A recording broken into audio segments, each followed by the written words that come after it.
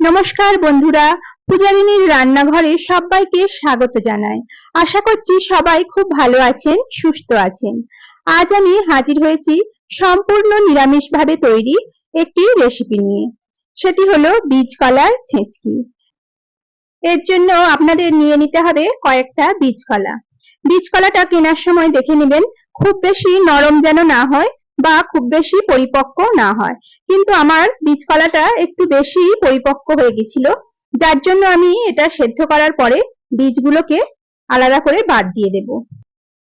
তবে আপনারা চাইলে বীজটা রেখেও রান্না করতে পারেন, কিন্তু বীজটা মুখে পড়লে খাওয়ার সময় একদমই ভালো লাগে না।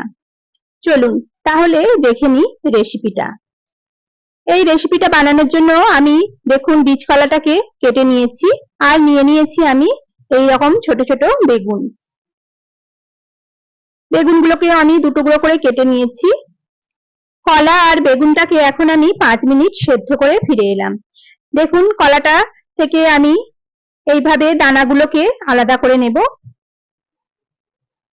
এখন এই একইভাবে আমি কলা থেকে সব বীজগুলোকে আলাদা করে নিয়েছি। এখন এই বীজগুলোকে ফেলে দেব। এরপরে আমি নিয়ে নিয়েছি বেগুন। বেগুনগুলোকেও আমি এই কলার সঙ্গে একই সঙ্গে সেদ্ধ করে নিয়েছি। এরপরে গ্যাসে একটা কড়াই গরম করে আমি দিয়ে দিচ্ছি 3 থেকে 4 টেবিল চামচ সরষের তেল।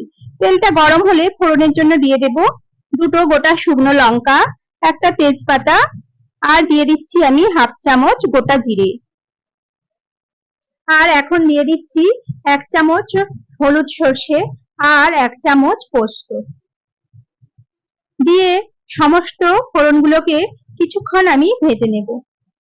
কিন্তু ফোড়নগুলো যেন পুড়ে না যায় সেই দিকে খেয়াল রাখতে হবে। এখন ফোড়নের মধ্যে দিয়ে দেব সেদ্ধ করে রাখা কলা আর বেগুনগুলোকে দিয়ে এখন গ্যাসের ফ্লেমটা হাই করে সবকিছুকে খুব ভালো করে ভেজে নিতে হবে। দেখুন যতক্ষণ এর এক্সট্রা জলটা শুকনো হয়ে যায়। এখন দিয়ে দিচ্ছি আমি স্বাদ মতো 1 চামচ লবণ আর হাফ চামচ হলুদ গুঁড়ো। এখন একটা খুন্তির সাহায্যে আমি কলা আর বেগুনটাকে খুব ভালো করে ঠেসে ঠেসে মিশিয়ে নিচ্ছি।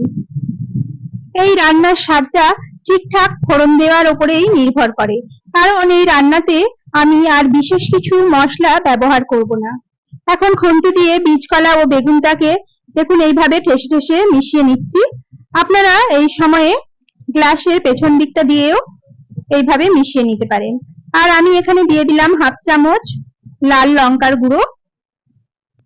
আপনারা যদি কেউ ঝাল কম খান তাহলে এই গুঁড়ো লঙ্কাটাকে বাদ দিতে পারেন। এখন সবশেষে আমি দিয়ে দেব হাফ চামচ স্বাদ মতো চিনি। এই কলার ছেচকিটা একটু মিষ্টি মিষ্টি খেতে হলেই ভালো লাগে, তবে যদি আপনাদের খুবই আপত্তি থাকে তাহলে চিনিটাও বাদ দেবেন। এখন রেডি হয়ে গেল আমাদের বীজ কলার ছেচকি। আপনারাও এই রেসিপিটা এভাবে ট্রাই করুন, আর ভালো লাগলে লাইক, কমেন্ট, শেয়ার ও সাবস্ক্রাইব করে আমার পাশে থাকুন।